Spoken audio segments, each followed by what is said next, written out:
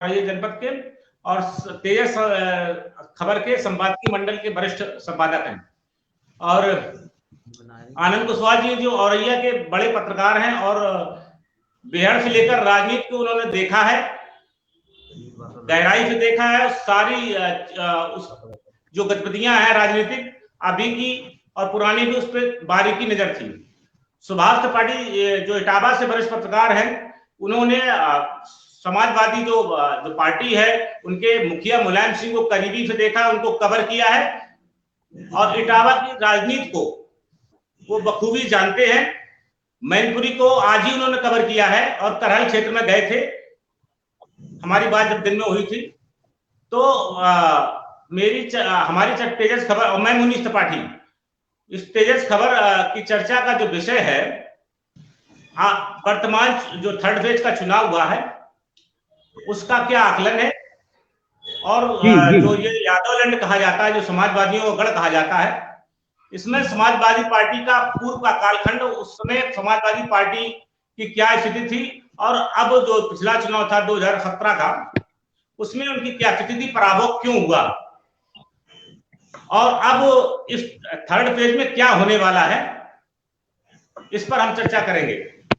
पूरे जो third phase का चुनाव, उसका क्या पूरी जो अभी तक चुनाव हो सके पूरे परिदृश्य पर क्या इस थर्ड फेज का निर्णायक स्थिति है, क्या इसकी भूमिका होने वाली है, उसका विश्लेषण करेंगे। तो मैं श्री मनोज दुबे जी से कहूंगा कि वो उस चर्चा को आगे बढ़ाएं और औरैया से उस चर्चा को स्टार्ट करें। जी मनोज जी। हमारे साथ औरैया से श्री आनंद कुशवाहा जी हैं। अभी आपसे चर्चा हो रही थी। एक सवाल ये है कि इस बार विधानसभा चुनाव में बड़ी संख्या में दलबदल हुआ है। बड़े बड़े दिग्गज नेताओं ने चुनाव के ऐन मौके पर अपनी पार्टियों को अलविदा कह दिया। सबसे पहले हम जिक्र करेंगे मुलायम सिंह के साड़ू प्रमोद गुप्ता LSG का, उन्होंने भारतीय जनता पार्टी ज्वाइन करी। के विधायक विनय साक्य जी और उनके भाई ने ऐन मौके पर भारतीय जनता पार्टी को अलविदा कह करके समाजवादी पार्टी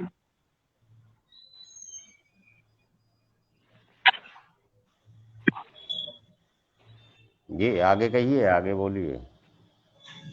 इटावा, हमारे औरैया इटावा के सांसद रहे रघुराज साक्य ने भी भारतीय जनता पार्टी की सदस्यता ग्रहण की। औरैया के विधायक रहे मदन गौतम ने भारतीय जनता पार्टी की सदस्यता ग्रहण की।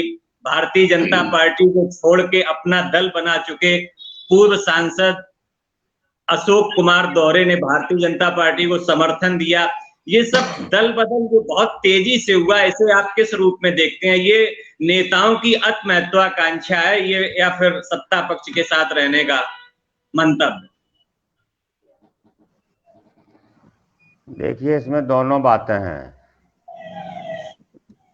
एक तो जैसे नाराजगी वाली बात है, रघुराज साक्य का नाम लिया आपने, उन्होंने जब देखा अपने को उपेक्षित महसूस किया तो वो अपना दल बदल करके मनीष जी, विनय साक्य और उनके भाई वो चूक स्वामी प्रसाद मौर्य से जुड़े हुए थे और बसपा से वो उन्हीं के साथ भाजपा में गए थे, तो वो उनके साथ चले गए। इसके अलावा विधूना से ही जब रेखा वर्मा को टिकट मिल गया तो उनके भाई जो गुड्डू वो भी चले गए। वो पिछली बार उनको टिकट मिला था, इस बार नहीं मिला, तो वो भाजपा में चले गए। प्रमोद गुप्ता LS, उनको भी उपेक्षा महसूस हुई, वो भी भाजपा में चले गए। तो कुछ ना कुछ व्यक्तिगत कारण भी रहे और कुछ सत्ता का भी होता है, मौका मिले हमको आगे बढ़ने का, तो ये सब चीज रही। मदन गौतम जी बसपा में रहे, सपा में भी कुछ समय तक रहे। अब की बार उन्होंने सोचा कि औरैया क्षेत्र खाली है, हो सकता है भाजपा से हमको मिल जाए टिकट, तो वो भाजपा में आ गए और काफी प्रयास भी किया, नाम भी उनका बहुत चला, लेकिन वो नहीं मिल पाया उनको टिकट। तो ये चीजें हैं कि दल बदल कहीं ना कहीं राजनीतिक महत्वाकांक्षा ज्यादा बढ़ी है, ऐसा ज्यादा बढ़ी है और ये चुनाव के टाइम पे होता भी है।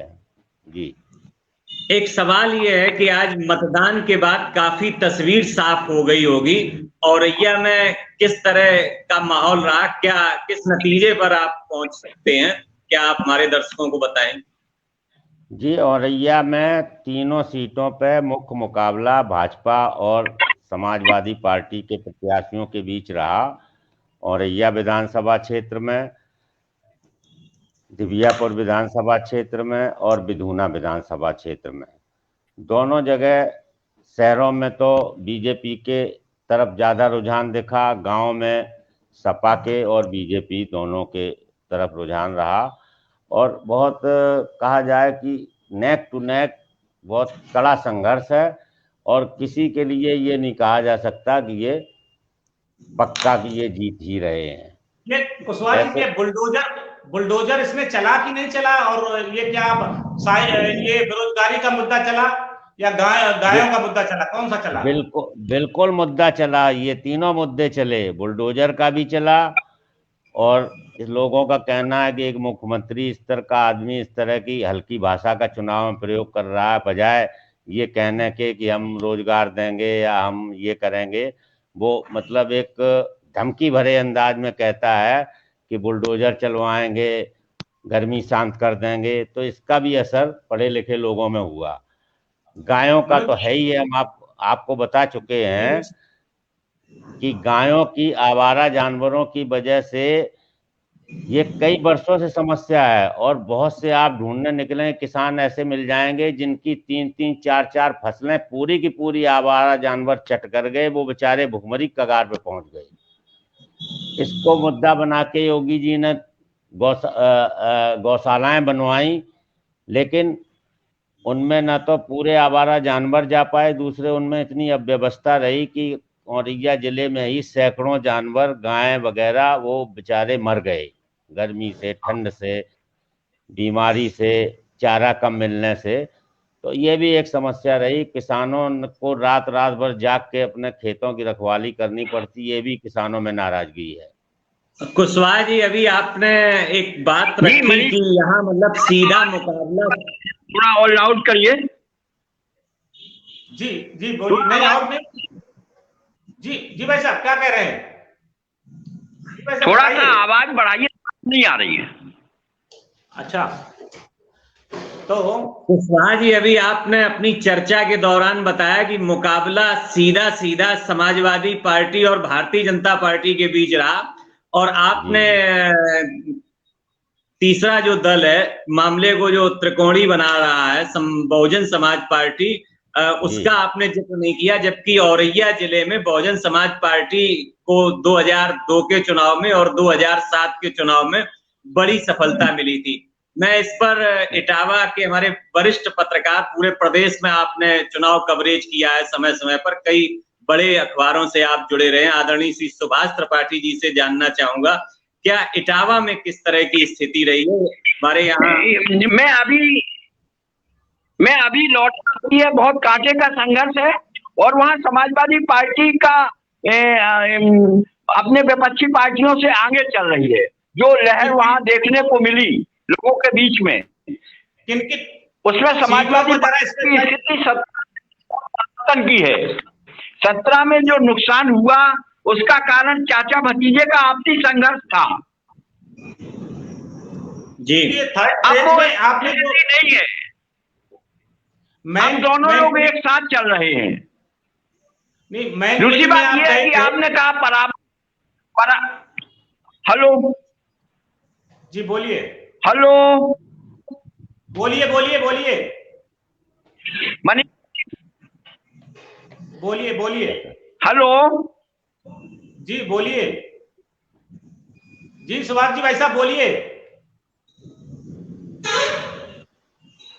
अच्छा, दूसरा ये आपने कहा 2012 में बहुत बम्पर मेजोरिटी आई थी अखिलेश यादव और समाजवादी पार्टी में। उसी समय से उनके और चाचा के बीच में उस चुनाव से ही कुछ मनमुटाव हो गया था, और जो सत्ता का आखिरी समय था 16 में, उसमें वो दोनों लोगों के बीच जो जंग थी बहुत तेज हो गई, पंचम तल से लेकर बहुत आ गई थी। तो 2017 में समाजवादी पार्टी आपस में लड़ रहे थे, समाजवादी लोग वो विपक्ष से नहीं लड़ रहे थे, और भारतीय जनता पार्टी में नरेंद्र मोदी, अमित शाह का बहुत गजब का प्रबंधन था और पूरे देश में एक लहर चल रही थी उनकी। उसका लाभ उत्तर प्रदेश में भी मिला कि बम्पर मेजोरिटी मिली भारतीय जनता पार्टी को। अब वो बात नहीं है, अब एंटी इनकम्बेंसी भी बहुत है और दोनों लोग एक हो गए हैं। मुलायम सिंह यादव इस बुजुर्गियत के बाद भी वो करहल गए, उन्होंने जनसभा की, इटावा में रोड शो किया उन्होंने अखिलेश यादव के संग, और शिवपाल यादव भी उसमें रहे। तो अब ये जो समाजवादी बेल्ट है, जो आलू बेल्ट है, जिसको यादव लैंड भी कहते हैं, उसकी स्थिति बदल गई है और समाजवादी पार्टी स्वीप करके आ रही है, पहले से बहुत बढ़ रही है। लेकिन फिर भी भारतीय जनता पार्टी उनको बहुत कड़ी चुनौती दे रही है। आपके विधुना में ही 2 दिन पहले रेखा वर्मा की स्थिति अलग थी और आज जब मतदान हुआ तो उनके देवर भी उनके खिलाफ काम कर रहे थे। तो सारी जगहों पे दोनों सह और मास का खेल चला है, संघर्ष बहुत है। 2017 के राजनीतिक परिवेश में काफी अंतर है। त्रिपाठी जी, जो थर्ड फेज है इसको यादव लैंड कहा जाता है और इस यादव लैंड में आज आप घूमे हैं, मैनपुरी भी आपने कवर किया था और इटावा को भी आपने आज कवर किया है। तो क्या स्थिति बनने वाली है, मैनपुरी में क्या सिनेरियो रहने वाला है? पिछली बार भारतीय जनता पार्टी की 1 सीट थी और काफी लंबे अंतराल में भारतीय जनता पार्टी वहां जीती थी भोगांव से, और आज जो है क्या सिनेरियो है, आज का क्या प्रदर्शन? चारों सीटें समाजवादी पार्टी बहुत मजबूती के संग खड़ी हुई है और उनके ऊपर जो एक ही आरोप था लैंड ऑर्डर का मामला, अपराधियों की जो बात थी, उसमें अखिलेश यादव ने अपनी जनसभाओं में आपके औरैया में भी कहा और यहाँ भी कहा कि जिनका कानून में विश्वास नहीं है वो समाजवादी पार्टी और अखिलेश यादव को वोट ना दे।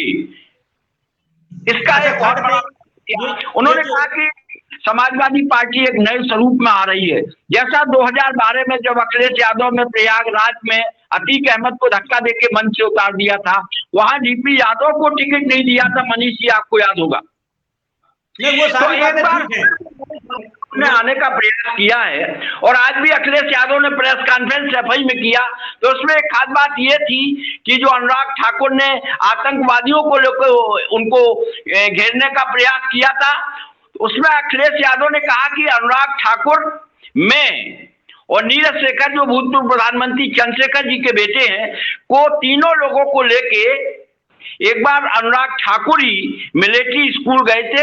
उन्होंने कहा मैं मिलिट्री स्कूल का खुद पढ़ा हुआ हूं और वहां पे कोई कॉन्फ्रेंस थी, कोई मीटिंग थी, देखिए इसमें थोड़ा थी, तो वो अगर मैं आतंकी हूं, दोषी नहीं कहा उन्होंने, तो अनुराग ठाकुर भी उन्होंने जो कहा, कहने की बातें अलग है, ठीक है, लेकिन जैसा कि आपने कहा कि 2017 के चुनाव में उन्होंने डीपी यादव को उतार दिया था और जो भी अतीक अहमद को हटा दिया था, लेकिन जो गुंडई जो थी उसको रोक पाने में असफल रहती है समाजवादी। इसका संदेश अभी तक पूरे प्रदेश में है और जो बड़ा मुद्दा भाजपा के लिए लाभदायक बन रहा है।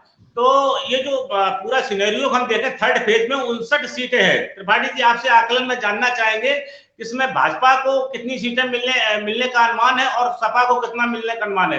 हालांकि भाजपा को खोने के लिए बहुत कुछ है, पाने के लिए चूंकि मैक्सिमम उसमें थी और 49 सीटें जीती थी 59 में। तो अब भाजपा की क्या पूरी स्थिति बनने वाली है, क्योंकि ये जो फेज है बहुत ही निर्णायक है, क्योंकि पिछले 2 फेज में भाजपा की सपा से कांटे की लड़ाई थी और भाजपा जितना लीड लेना चाहिए तो उतना शायद नहीं ले पा रही, ऐसी सूचनाएं ऐसे आए हैं मीडिया हाउसेस में। तो ये जो 59 सीट है इसमें क्या सिनेरियो रहेगा और सरकार में इस जो सरकार बनने और बिगाड़ने की स्थिति में क्या इसकी भूमिका रहने वाली है? लगता है सुभाष त्रिपाठी जी डिस्कनेक्ट हो गए हैं। आनंद कुशवाहा साहब बताएं इसका एनालिसिस करें।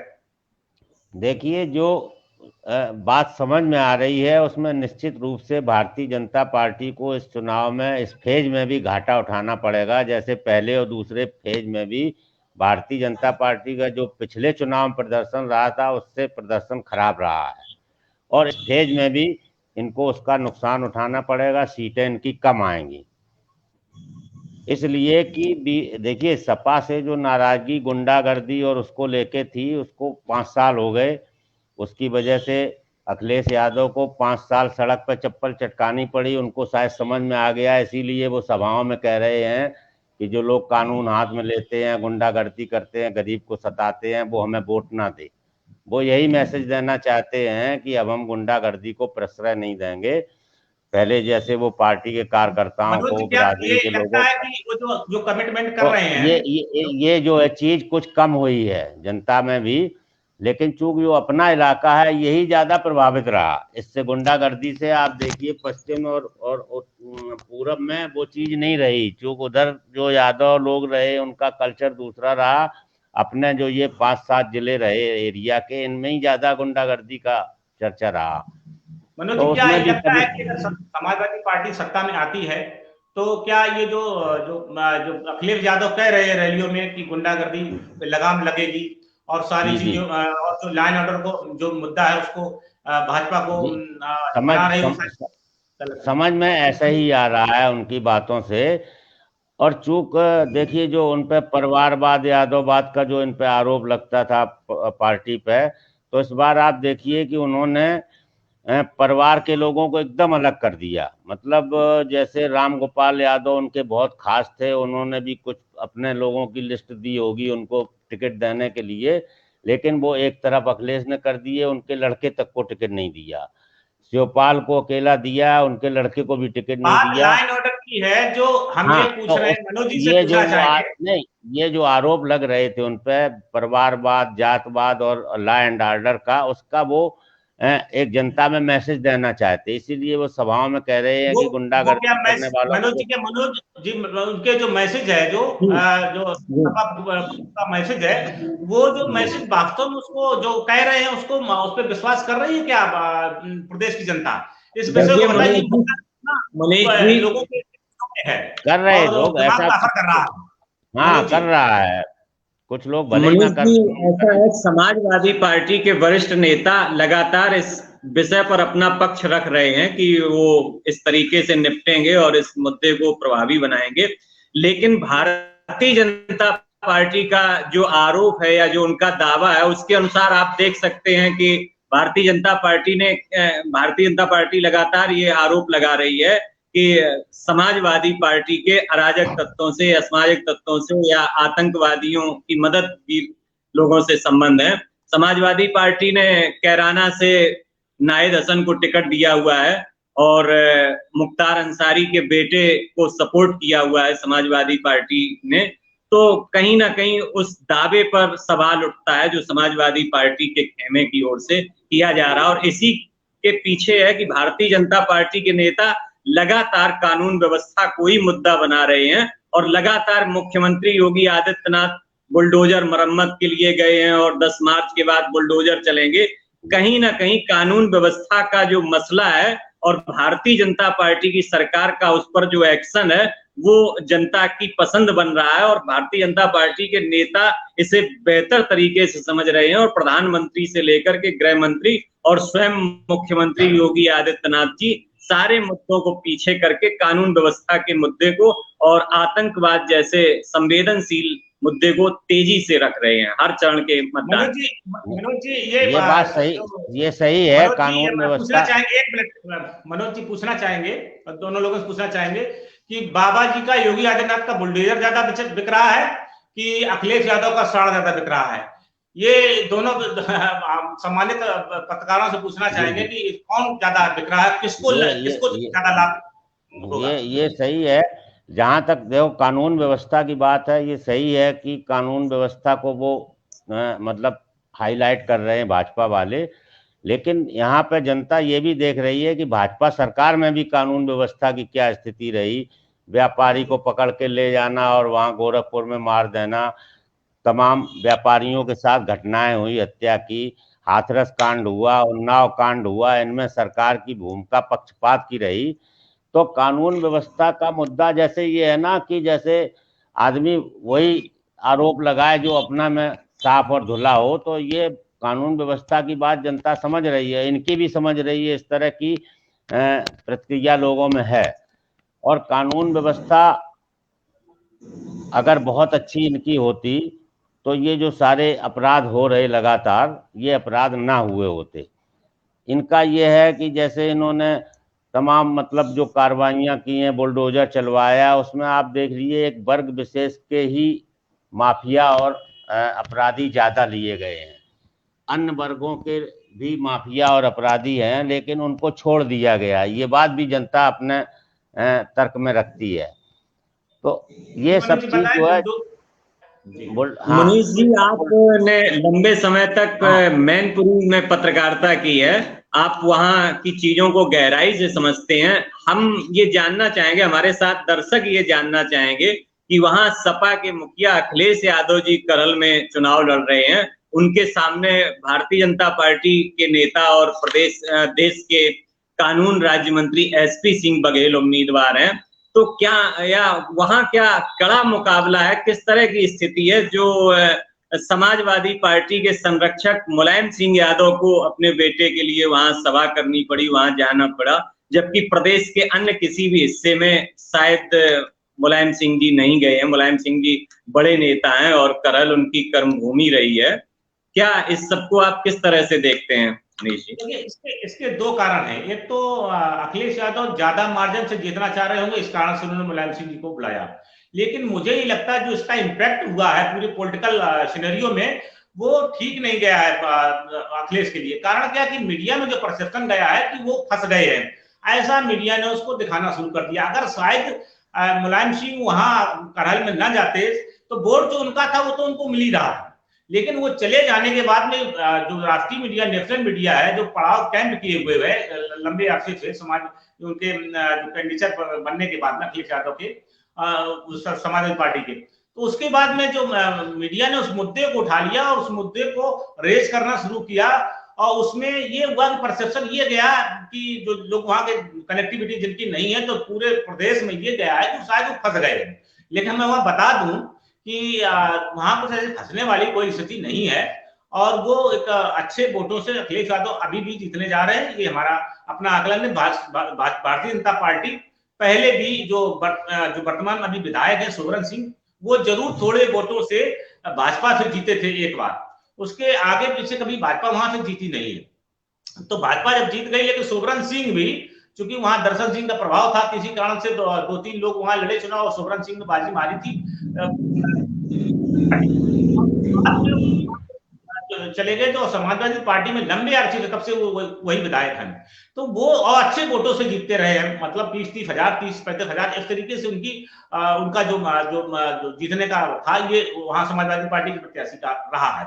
लेकिन जो इन्होंने अखिलेश ने जो मैसेज दिया, और जो एसपी सिंह बघेल ने जो मैसेज दिया, एसपी सिंह बघेल ने जो एक बात कही थी कि मैं अखिलेश यादव को कई बार करल में बुलवाऊंगा और नतमस्तक करवाऊंगा और घर घर वोट मंगवाऊंगा, इसमें वो एसपी सिंह बघेल सफल हुए हैं। और उन्होंने कहा भी था कि हम अगर ये ना हो तो हम, उन्होंने ऐसी बात कही थी दावे की कि ऐसा हम करवाएंगे, तो वो उसमें वो सफल हुए हैं। तो एक उन्होंने जो एसपी सिंह बघेल का जो मैसेज था वो चला गया कि वो वास्तव में फंसाने की स्थिति में है, ये मैसेज चला गया, लेकिन एक्चुअली स्थिति है नहीं ऐसी, क्योंकि वहां जो 30-35% वोट है यादवों का, और उनके जो डोमिनेंट माने उनके प्रभाव में जो है जो लोग और जो जातों के वो भी वोट करते हैं, उनका बड़ा दबाव है और वो उनके कारण से वोट करते हैं। चाहे और भी लोगों, जैसे कि एक गांव में लोग मान लीजिए 70% यादव रहते हैं, उस गांव के ब्राह्मण भी वोट भैक बस करते हैं या प्रेम बस करते हैं या व्यवहार बस करते हैं, लेकिन वो समाजवादी पार्टी को वोट करते हैं। हालांकि इस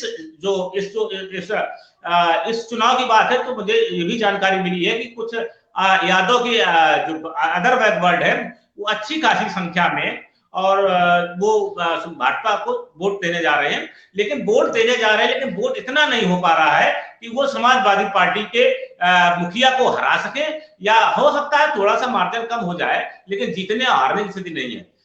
जीतने हारने की स्थिति ऐसी कुछ नहीं, ना फंसने की स्थिति है। लेकिन हाँ, जो 3 सीटें हैं मैनपुरी की, एक भोगांव सीट है जो वर्तमान में कैबिनेट मंत्री रामनरेश अग्निहोत्री वहां विधायक है और मंत्री भी बने बाद में, वो भारतीय जनता पार्टी से उन्होंने दोबारा फिर उन्हें प्रत्याशी बनाया गया है। वो चुनाव में उनका संघर्ष समाजवादी पार्टी के पूर्व मंत्री आलोक साक्से है और वो उनके बीच में कांटे की टक्कर दिखाई दे रही है।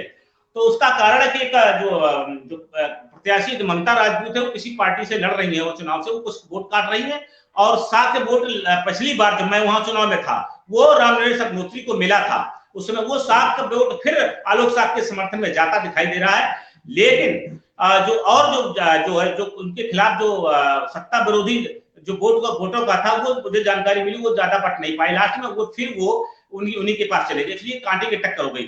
जहां तक किशनी की बात है, किशनी समाजवादी पार्टी का अवैध जिला रहा है, और उस अवैध जिला में भारतीय जनता पार्टी कहीं नहीं जीती। अपने उद्भव के लेकर के आज तक पहचान संघ के रूप में भारतीय जनता पार्टी का रूप रहा हो या कुछ रूप रहा हो, लेकिन भारतीय जनता पार्टी कभी नहीं जीती। लंबे अंतराल से वहां समाजवादी पार्टी के प्रत्याशी जीतते आ रहे हैं। अभी प्रदेश कठरिया 2 बार से वहां विधायक हैं, और उनके सामने लेकिन आंसू दिवाकर जो है पूर्व जिला पंचायत अध्यक्ष रहे हैं, समाजवादी पार्टी रहे, बाद में वो भाजपा में शामिल हो गए।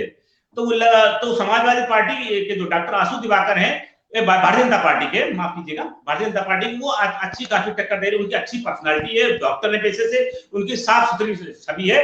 तो वो अगर वोट को लामन कर पाते तो वो किशनी के जो वर्तमान विधायक हैं सपा के, उनके लिए मुसीबत खड़ी करने वाले हैं। ये जो इनपुट आज जो शाम को मुझे इनपुट मिला उसके हिसाब से मैं बता रहा हूँ, तो उनके बीच में बड़ी कांटे की टक्कर है। जहां तक मैनपुरी सीट की बात बता दें, मैनपुरी सीट में लगातार लंबे अरसे से समाजवादी पार्टी 2 टर्म से समाजवादी पार्टी के राजू यादव, राजकुमार यादव विधायक हैं। लेकिन आज की जो परिदृश्य है, वो जो भारतीय जनता पार्टी के जो प्रत्याशी हैं जयवीर सिंह बड़े लीडर रहे हैं, वो बसपा में मंत्री भी रहे थे, और अच्छे बड़े लीडर प्रदेश के हैं, ठाकुर में उनकी अच्छी पहुंच है। तो जो यहाँ का जो सिनेरियो है, जो मैनपुरी में कई बार यहाँ भारतीय जनता पार्टी जीती रही। राजकुमार यादव के पहले वो जो विधायक थे वो अशोक चौहान थे, बड़े लोकप्रिय विधायक थे, वो 2 बार के विधायक रहे, तो बसपा में चले गए। तो इसके बाद में उनका पराभव हो गया, उसके बाद में 2 टर्म से समाजवादी पार्टी के राजकुमार यादव ही विधायक हैं। और परसीमन का भी प्रभाव पड़ा इस सीट पे है। जो परसीमन हुआ, पिछला परसीमन जो हुआ है, उसमें जो ठाकुर जो गांव थे, लगभग 2-3 दर्जन गांव, जिसे पंचपटी भी कहा जाता है, ठाकुरों का इलाका था, वो बिल्कुल मैनपुरी से सटा हुआ इलाका है, वो करहल में जोड़ दिया गया, जो निर्णायक भूमिका अदा करता था, भारतीय जनता पार्टी के वोटर हुआ करता था। इस कारण से भारतीय जनता पार्टी का 2 टर्म से वोट भी वहां से कटा है। और जबकि मैनपुरी सीट से बिल्कुल नजदीक है, मैनपुरी से शहर से लगा हुआ इलाका है, और करहल से 30 किलोमीटर है दूर। ये परसीमन में किया गया था, जैसे भी किया गया वो अलग विषय है। लेकिन उसके पहले मलखान सिंह कैबिनेट मंत्री हुआ करते भारतीय जनता पार्टी से, उसके पहले राठौर विधायक हुआ करते थे। कई बार भारतीय जनता पार्टी वहां जीतती रही। मैनपुरी सदर सीट जो है भारतीय जनता पार्टी का गढ़ रहा लंबे अर्से। तो इस बार जो इनपुट मिल रहे हैं, जयवीर सिंह, ठाकुर जयवीर सिंह, वो कांटे की टक्कर देते राजकुमार यादव पर, जो बराबर का मुकाबला दिखाई दे रहा है। कौन जीत जाए कौन हार जाए ये विषय नहीं है, ये विषय तो समाज को पता नहीं है, लेकिन बड़ी कांटे की टक्कर कोई नहीं बता पा रहा है, बड़े पॉलिटिकल पंडित नहीं बता पा रहे जीत किसकी हो रही है। पहले के चुनाव में ये होता था, हम लोग जान जाते थे, कितने जो पत्रकार वो रिपोर्टिंग वहां जो करते थे वो सब जान जाते थे कि किसकी जीत होने जा रही है, और इतना भी पता लग जाता था कितने लोगों से जीतने जा रहे हैं। पिछले बार चुनाव जब हमारी अशोक चौहान जो भारतीय जनता पार्टी के उसमें कैंडिडेट थे, पूर्व विधायक थे भारतीय जनता पार्टी, उनसे हमारी बात हुई आफ्टर पोल, आज ही के दिन, मतलब आज वोट पड़ गया, शाम को बात हुई थी। तो उन्होंने कहा कि हम जीतने जा रहे हैं। तो मैंने उनको बताया था कि आप थोड़े वोटों से आपका कुछ मार्जिन पड़ा था। तो उन्होंने कहा कि हमने पैसा पंडित जी ठीक खर्च नहीं किया है, ये हमारा थोड़ा सा रहा। और फिर उन्होंने बताया भी कि मुझे सर्वे में एक एजेंसी ने बताया था कि भारतीय जनता पार्टी, आप इतने वोटों से हार रहे हो, वही वो अशोक चौहान ने मुझे खुद बताई। जब डिक्लेरेशन हो गया, चुनाव का परिणाम आ गए, तो उन्होंने बताया कि हमें बताया इतने वोटों से, वही आकलन हमने और हमारे पत्रकार साथियों ने लगाया था। तो ये आज की स्थिति थोड़ी सी, अब जो है जयवीर सिंह चुनाव ने शुरू से ही अपने कैंपेन में भारी दिखाई दिए। उन्होंने बड़ी स्ट्रेटजी से, जो 7 वोटर था, वो जो पिछले बार जो बसपा के प्रत्याशी थे उनका डाइवर्ट हो गया था, लेकिन आज जो वोट है 7 वोट बहुत ज्यादा मात्रा में वो भारतीय जनता पार्टी को मिलता दिखाई दे रहा है। तो ये स्थिति मैनपुरी की है। तो अब हो सकता है अब की बार जो परिणाम है, 2 सीटें भी भारतीय जनता पार्टी की हो सकती है, 1 भी रह सकती है, लेकिन करहल की सीट पर ऐसा कोई स्थिति दिखाई नहीं दे रही। ये जो है नेशनल मीडिया का ये जो है प्रोपेगेंडा है, और इसका कोई मतलब नहीं, मार्जिन का कम ज्यादा हो सकता है, ऐसी कोई स्थिति नहीं। मनोज जी। आदरणीय मुनीश जी ने बताया कि मैनपुरी में समाजवादी पार्टी के मुखिया अखिलेश यादव और एसपी सिंह बघेल, राम नरेश अग्निहोत्री आदि बड़े दिग्गज नेताओं की परीक्षा हो रही है। अब हम औरैया में आनंद कुशवाहा जी से जानना चाहेंगे कि यहाँ ओवरऑल वो किस तरह का दृश्य देख रहे हैं। देखिए, मैंने बताया टक्कर भाजपा और सपा में ही है। बसपा की बात आपने कही थी, ये बात सही है, बसपा का बड़ा आधार रहा है औरैया में। तो यहाँ जिले में औरैया, दिबियापुर और बिधूना में देखा जाए तो बिधूना में तो कुछ समझ में आ रहा है कि शायद बसपा का प्रत्याशी कुछ लड़ाई लड़ रहा है, लेकिन मेन फाइट भाजपा ही सपा में है। औरैया दिबियापुर में बसपा का कहीं कुछ समझ में नहीं आ रहा। प्रत्याशी भी ऐसे हैं जिनको बहुत कम लोग जान पा रहे हैं कौन प्रत्याशी क्या, उनका कैंपेन भी, प्रचार भी उनका इतना नहीं दिखाई पड़ा।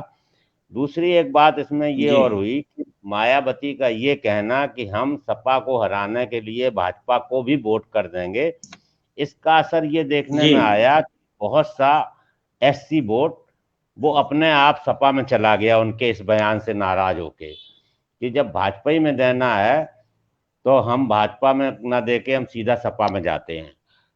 औरैया में ये काफी देखने को मिल रहा है। इससे थोड़ी स्थिति सपा की यहाँ भारी दिख रही है। दिबियापुर में भी काफी विरोध रहा लाखन सिंह राजपूत का, और लोगों ने गांव में उनसे विरोध भी किया, मिलने गए तो भी कहा आपने यहाँ काम, लेकिन कुल मिला के अब समझ में आ रहा है कि लाखन सिंह जी ने काफी लोगों को संतुष्ट कर लिया है और वहाँ कांटे का मुकाबला है। उनकी एक भलमनसाहत की छवि है, वहीं जो सपा प्रत्याशी है उनकी थोड़ी एक दबंग टाइप की छवि है, तो इसलिए वहाँ मुकाबला बहुत कांटे का है। ये नहीं कहा जा सकता कौन जीतेगा कौन हारेगा। मुफ्त राशन का कितना इम्पैक्ट है, कितना प्रभाव है मतदाताओं पर?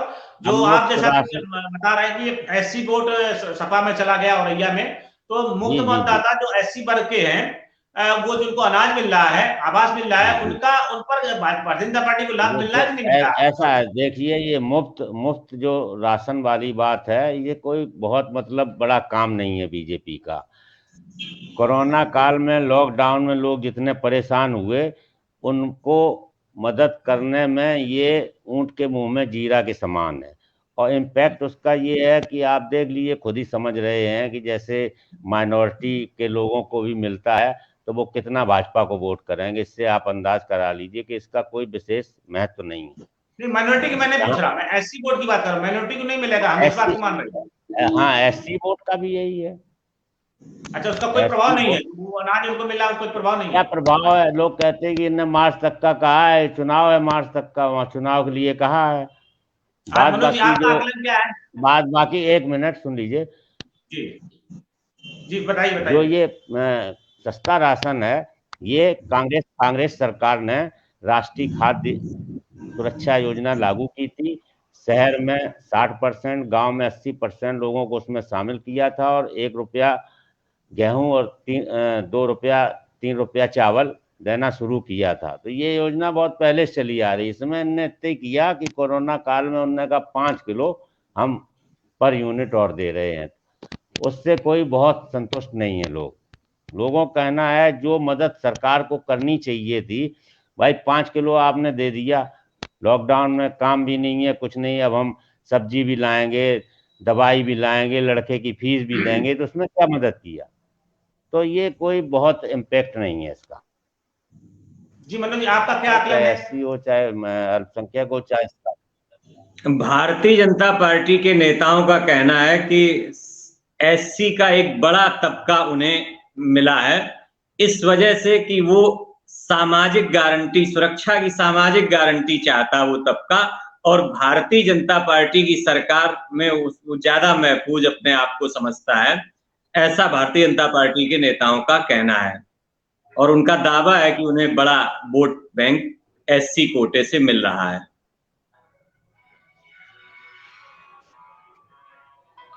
देखिए, दावा करने को कोई भी करे, और वोट कुछ न कुछ तो मिलते ही हर पार्टी को, हर बिरादरी को, हर पार्टी को, हर प्रत्याशी को, हर बिरादरी का कुछ न कुछ वोट मिलता। कुछ क्षेत्रीय परिस्थितियां होती हैं, उनमें भी वोट अपना निर्णय लेता है किसके साथ जाना किसके साथ नहीं जाना है। अगर उसको लग रहा है कि सपा का प्रत्याशी उनको सूट नहीं कर रहा तो वो भाजपा को वोट कर जाएंगे, और भाजपा का नहीं कर रहा तो वो सपा को कर जाएंगे। कहीं जहां कांग्रेस का लड़ाई में होगा कांग्रेस को करेंगे, कहीं बसपा में होगा बसपा को करेंगे। लेकिन ये कोई विशेष मतलब बात नहीं है कि भाजपा को कोई बहुत इनका फायदा मिलने वाला है। पत्रकार की आपका आकलन क्या है जी? आपका क्या आकलन है? भारतीय जनता पार्टी क्लेम करेंगे वो अलग विषय है, लेकिन आपका आकलन क्या है? आप धरातल पे हैं और जनता के बीच में लंबे अरसे से रह रहे हैं और जनता की नब्ज को जानते हैं, क्या ट्रेंड है मतलब इस चीज का? कई मतदान केंद्रों पर ऐसा दिखा है कि मैक्सिमम वोट तो समाजवादी पार्टी के उम्मीदवार को ही गया है और उसके बाद भारतीय जनता पार्टी के उम्मीदवार को वोट मिला है, और कहीं कहीं समाजवादी पार्टी के प्रत्याशी के पक्ष में भी वोटिंग हुई है एससी की। दिव्या विशेष तौर पर अच्छा, और यह क्षेत्र में भी हुआ है हमारे शहर में जो जहाँ जी पेंशन का मुद्दा है और शिक्षा मित्रों का मुद्दा है, अनुदेशकों का मुद्दा है, इन सब का पूरे ओवरऑल चुनाव में मनोज जी क्या प्रभाव रहा है 3 फेज के चुनाव में और क्या रहने वाला है? कितना ओवरऑल इसको प्रभावित करेगा चुनाव को, कितना परिणामों पर इसका चुनावी परिणामों पर असर डालेगा? नई पेंशन स्कीम लागू होने के लगभग 1.5 दशक बाद अचानक ये मुद्दा आया है और कर्मचारियों में इसको लेकर के एक मत रूपता दिखी है, एक मत देखे हैं लोग, लेकिन कम ही इस बात पर लोग भरोसा कर पा रहे हैं कि कोई सरकार उन्हें मतलब पुरानी पेंशन स्कीम का लाभ दे पाएगी। अच्छा, तो ये मतदान पे जो मतदान आज का जो परसेंटेज आज बढ़ा है मतदान का, पिछले 60 के आसपास रहा था और आज जो ट्रेंड आ रहे हैं 5 बजे के ट्रेंड आए वो 60 के लगभग तभी थे, अब और अभी फाइनल आएंगे मतदान का प्रतिशत। तो ये इसका क्या प्रभाव पड़ने वाला है? ये सपा के पक्ष में ज्यादा दिखाई दे रहा है, भाजपा के पक्ष में दिखाई दे रहा है? इसका विश्लेषण तथ्यों के आधार पर आप लोग करें। मुनीष जी, मतदान का बढ़ता प्रतिशत दोनों स्थितियों के लिए प्रभावी होता है। कई बार ये सत्ता पक्ष के पक्ष में भी होता है और कई बार सत्ता बदलने के लिए भी होता है और इसकी परिस्थितियां अलग अलग हैं। बहुत ज्यादा परसेंटेज नहीं बढ़ा है। पिछले 2 चरणों के चुनाव में आपने देखा है कि ये माइनस रहा है। पिछले विधानसभा के चुनाव की तुलना में 2-2.5% की गिरावट दर्ज की गई थी। इस चरण में मतदान में 2-2.5% की बढ़ोतरी हुई है। इस पे मौसम का भी प्रभाव है। पिछले चरणों में थोड़ा सा मौसम का प्रभाव था और इस बार थोड़ा मौसम साफ था और अच्छा था, तो लोगों ने सुकून से जाकर के सुबह से ही मतदान केंद्रों पर उत्साह दिखाया और तो इससे बहुत ज्यादा सीन क्लियर होने वाला नहीं है।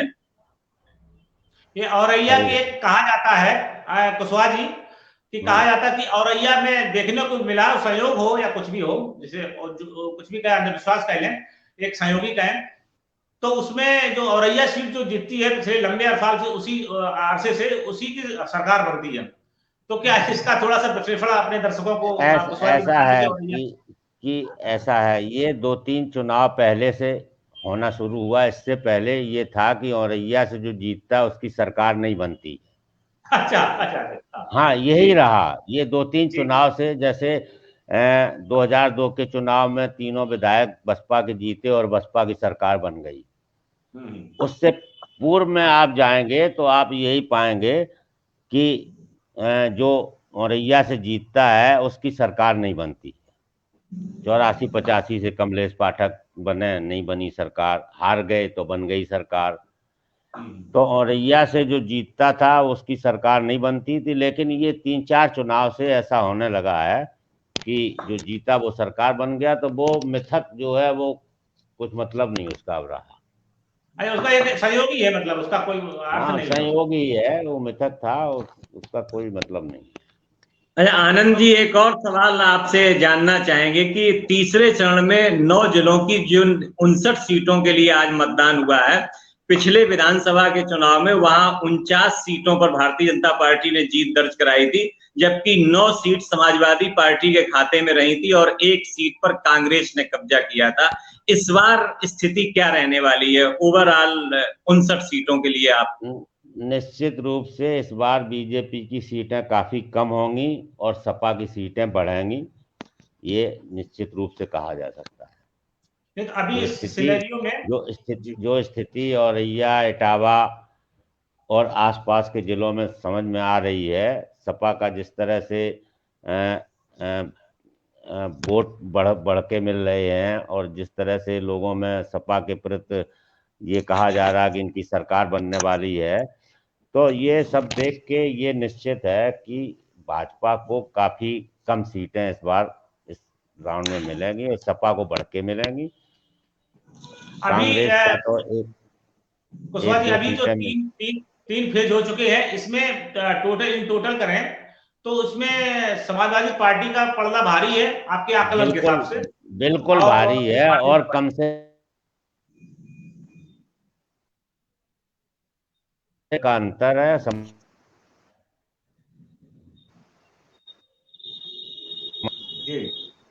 जी मनोज जी, आपका क्या आकलन है इसमें? कुशवाहा जी बता रहे हैं कि समाजवादी पार्टी का पलड़ा भारी है, आपका क्या आकलन है? एग्जैक्ट फिगर तो 10 तारीख को ही पता लगेगा, फिर भी हम लोग एनालिसिस करते हैं, पत्रकार हैं, तो उस हिसाब से पिछले 2 चरणों और आज संपन्न हुए तीसरे चरण के चुनाव में बहुत कांटे की टक्कर मुनीष जी देखने को मिली है और इस तरह की राय ही विशेषज्ञ भी रख रहे हैं और ऐसा ही दावा कमोवेश भारतीय जनता पार्टी और समाजवादी पार्टी की ओर से भी किया जा रहा है। हालांकि भारतीय जनता पार्टी के तमाम नेता और समाजवादी पार्टी के तमाम नेता अपनी अपनी जीत का दावा कर रहे हैं, उन्हें करना भी चाहिए, लेकिन जो सूत्र बताते हैं या जो विशेषज्ञ जिन्होंने पूरे चुनाव कैंपेन पर और मतदान के दिन अपना नजर रखा है, उनके अनुसार लड़ाई कांटे की है। ये बात सही है, लड़ाई कांटे की है, लेकिन जो पिछले बार लहर थी बीजेपी के पक्ष में, तो इस बार कुछ उल्टी समझ में आ रही है लहर। वो तो मुनीष जी ने पहले ही कहा है कि भारतीय जनता पार्टी के पास जो कुछ है खोने को है वो अपने मैक्सिमम चरम पर।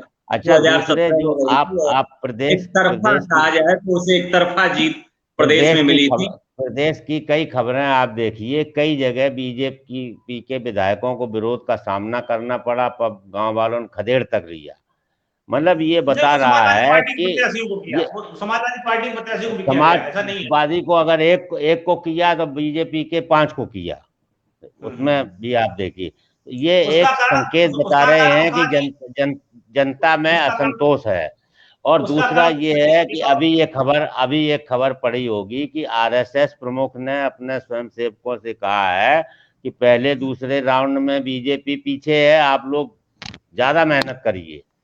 ये सारे संकेत बता रहे हैं कि बीजेपी की हालत खस्ता है। दूसरे औरैया में आप हल्दा में मोदी ने वर्चुअल मीटिंग की, फिर मोदी कन्नौज तिरवा आए, कानपुर देहात आए, तो ये सब नेता ये समझ रहे हैं कि हमारी स्थिति कमजोर, इसलिए पूरा जोर इस क्षेत्र में लगा रहे। वरना पहले कितने नेता, पिछले चुनाव में कितने नेता आए थे? नहीं, इसमें कोई दो राय नहीं कि भारतीय जनता पार्टी इस चुनाव को ऐन के प्रकार जीतना चाहती है और बहुत मेहनत कर रही है। उसका कारण ये है कि एक तो है कि वो चरम पे पहुंच गए, उसका फाली होना है, ये तो उसको डाउन हो रही, डिक्लाइन तो होना ही है। कितना होना ये अलग विषय है, उसका बाद पता लगेगा। लेकिन अब वो भारतीय चुनाव शैली अपनाना ये भारतीय जनता पार्टी का हिस्सा रहा है। मुनीष जी, आक्रामक चुनाव शैली अपनाना ये भारतीय जनता पार्टी की रणनीति का सदैव हिस्सा रहा है। आप प्रदेश के इस उत्तर प्रदेश के अलावा अन्य प्रदेशों में पिछले समय हुए चुनावों को देख सकते हैं। पश्चिम बंगाल का चुनाव हो या बिहार का चुनाव हो, मध्य प्रदेश, राजस्थान, जहां भी पिछले सालों में चुनाव हुए हैं, भारतीय जनता पार्टी ने अपने कैंपेन को इसी तरह आक्रामकता के साथ रखा है। 2024 का जो 2024 का जो लोकसभा का चुनाव होने वाला है, वो केंद्र सरकार की राजनीति पर उत्तर प्रदेश की राजनीति का बहुत बड़ा फर्क पड़ता है। इस कारण से भी भारतीय जनता पार्टी आक्रामक रुख अपना रही है। जी, और उसकी स्ट्रेटजी भी है कि अगर उत्तर चुनाव कैसे भी लूज हुए तो फिर केंद्र का सपना जो है भारतीय जनता पार्टी का तीसरी बार शायद ना रिपीट हो पाए, तीसरी बार ना आरूढ़ हो पाए। तो ये एक विषय होता है और ये विषय भारतीय जनता पार्टी के मन में रहा होगा। मुझे लगता है कुशवाहा जी भी डिस्कनेक्ट हो गए हैं। जी, और समय भी अपना समाप्त हो रहा है। मुझे लगता है कि सिर्फ 2 सेकंड रह गए हैं और हमें विराम लेना चाहिए। धन्यवाद मनीष जी। मिलते हैं। बिल्कुल धन्यवाद सभी गेस्ट को, धन्यवाद सुभाष पार्टी इटावा से जो वरिष्ठ पत्रकार थे उनका बहुत बहुत धन्यवाद। आनंद कुशवाहा वरिष्ठ पत्रकार औरैया से बहुत बहुत धन्यवाद। मनोज दुबे जी आपका भी बहुत बहुत धन्यवाद। अब अगली बार हम फिर मिलते हैं कि नए मुद्दे के साथ में, एक नए इशू के साथ में, उस पर भी विशेषज्ञों की राय जानेंगे और चर्चा करेंगे। तब तक के लिए नमस्कार। नमस्कार।